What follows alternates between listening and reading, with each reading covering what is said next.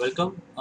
This is RF MEMS reconfigurable E-shaped antenna designed in HFSS, that is high frequency uh, structure stimulator.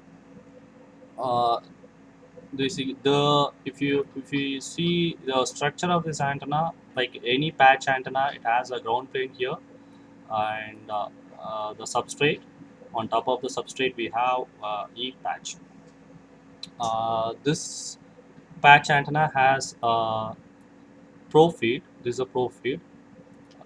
This is a coaxial pro feed we have, and like normal patch antenna, either it has rectangular or circular patch.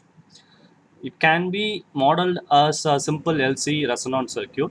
So the length of the current path represents the inductance value. So as I provided two slots here, it brings the shape of the E shape. So the current has to flow from this point to around the slot to the edges. So the length of the current path is increased due to the slot. Hence, the value of the inductance will be increased. Due to that, the resonance frequency will come down. We all know that resonance frequency will be always inversely proportional to inductance and capacitance value. So I provided in the slots two path, and the path are connected by a MEMS switch. If the MEMS switch is activated by this through this BIOS line, if it is activated, that is the gate will be given, potential will be given to gate.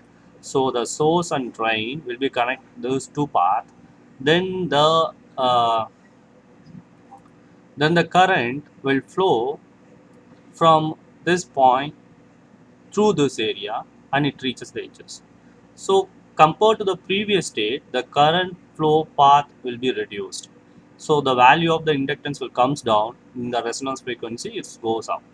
So this is how the reconfigurability of this antenna is designed. So if the switch is in off state, the current takes the longer path, so the antenna operates in the lower frequency band. And if the switch is in on state, the current takes the shorter path and the antenna operates in the upper frequency band.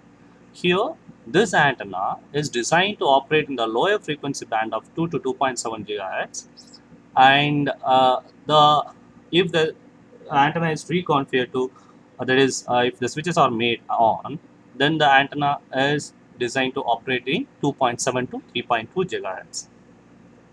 Then the switches are required to be modeled here in the design. That can be done in three ways. Either in ideal model, in that the switch this is a switch space. Here the on state of the switch will be represented by connecting another one metal strip, that the entire path will be connected always, that shows the on state. And during off state of the switch will be modeled as nothing will be there in the space, so it will be like open circuit. So but the disadvantage of this model is the behavior of the switch cannot be modeled accurately. So we go for a full CAD model. That's another one model. In that, we create a substrate. On top of the substrate, we create a transmission line. Everything will be done in AutoCAD. Thereafter, it will be imported to this design. But the problem of that model is the simulation time will be more. However, the accuracy will be good. But in order to get the accuracy as well as the speed, that is a fast simulation, we go for a circuit model. Here, the switch is modeled as a lumped RLC element. If the switch is in off state, the RLC element will have the value of the capacitance as 80 per meter farad. If the switches are in on state, that is the switch on resistance will be 0.7 ohm. So this is how we model the switches here. So now this design is optimized design. The optimization is undertaken using a genetic algorithm. It is a stochastic based algorithm, and so over 200 iterations were carried out to come to this final optimized design. So now the design is ready. Now we can validate this and we can make the switches. First of all, I'm going to make the switches in off state. Thereafter, I'm going to Thereafter, I'm going to make this switch in on state, so that we can check whether this antenna operates in 2 to 2.7 as well as 2.7 to 3.2 GHz. The first step I'm going to make this is here. Uh, yes, so the resistance value is deselected here. The capacitance value are selected. So it is 80 per microfarad. Current flow line is already defined, and the other capacitor, other switches also is configured as same as what we did for the first switch. So now the switches are in off condition, so it's supposed to operate in 2 to 2.7 GHz. So I'm going to validate this design. Yes, it's validated. It comes, everything came in green.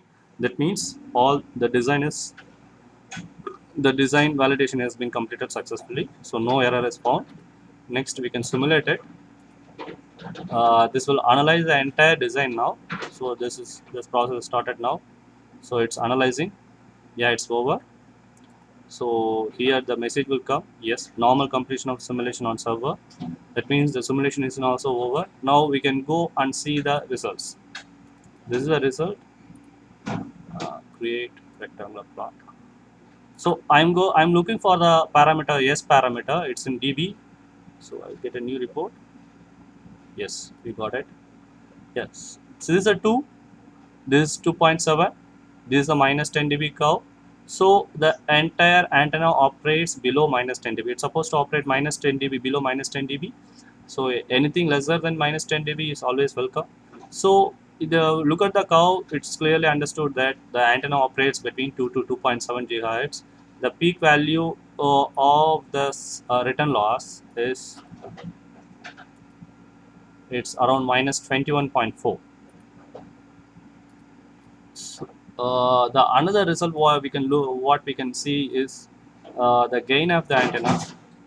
So yes, it's at families. Okay, uh, I'm sorry. Create far fields report and radiation pattern. Yes. So here again, and everything will be in dB. So dB. So I'm going to select the center frequency is 2.4 GHz already selected. I can take 0 degree as my reference value, or the setup one is sweep one. Yes. So I can get a report. So the HFS calculates according to the frequency what I given. So now it will show the gain of the antenna in polar coordinates. Take some time.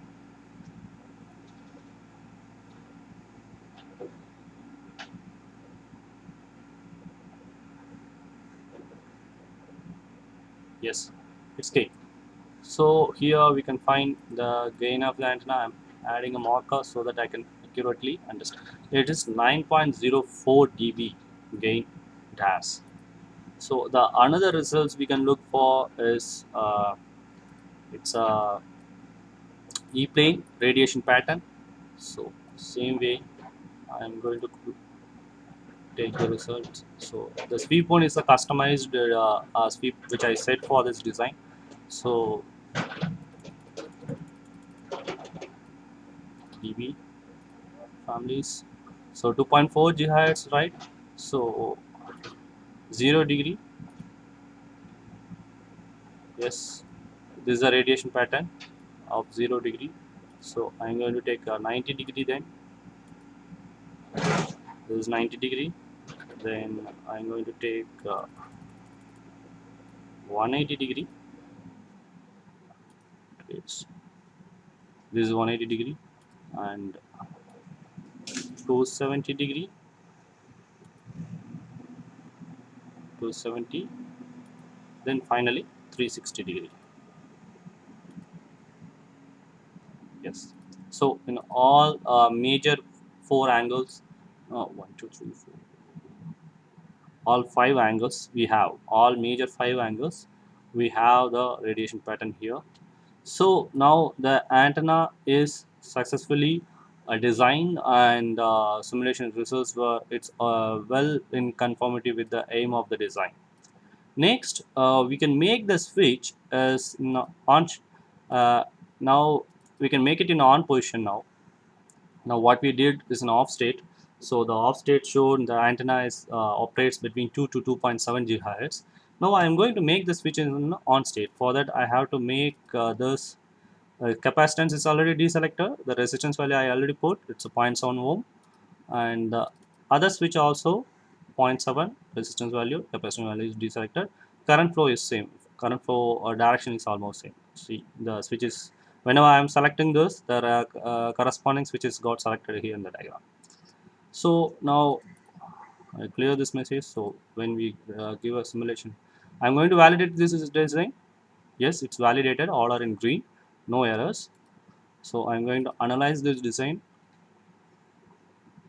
HF is analyzing. Yeah, it's over. So we have to look for the message. Yes, this is the normal completion of simulation on server. So simulation is over. So similarly, we can go for the results here. Uh, Here create.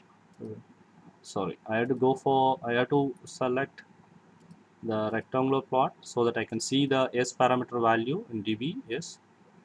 So sweep one, fine. New report. Yes. Now we can see the curve has changed, shifted from this area to this area now. This 2.7 here exactly it is minus 10 dB.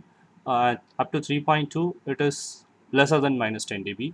So this time we got around 29 minus 29 dB of a resonance frequency. So now whenever the switch is in on state, the antenna operates in 2.7 to 3.2 GHz. So this how the antenna can cover the entire wide frequency band of 2 to 3.2 gigahertz. We can also see the results of antenna gain here the radiation pattern. So sorry, again I'm doing the same mistake for field radiation pattern. Yes, so gain again should be in dB. The center frequency here it is 2.9 gigahertz. So to take my customized sweep and 2.9 gigahertz,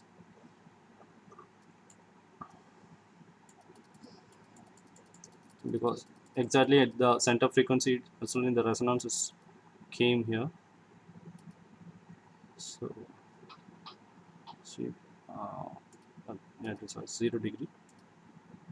Yes, now the HFSS will calculate these values is going on. So soon it's over. The radiation pattern it will come on the screen. Like generally the simulation times takes around 1 to 2 minutes, but if you use the full CAD model it will be too long. So here the antenna gain has came. So if I add a market here, we can come to know the gain exactly. Yes, it is 8.1. So similarly we can look for the radiation pattern also. So here in radiation pattern, so sweep one is my customized one, and I want the radiation E plane should be in dB, and the frequency I want to see at 2.9 gigahertz. Here is 2.9 gigahertz. So I have to take the direction 0 degree. New report. Yes, it's came. So I can change the angle 90 degree.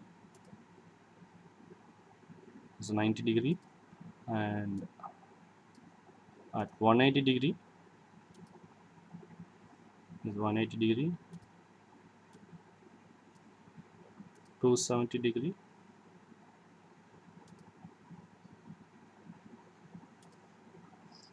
and 360 degree.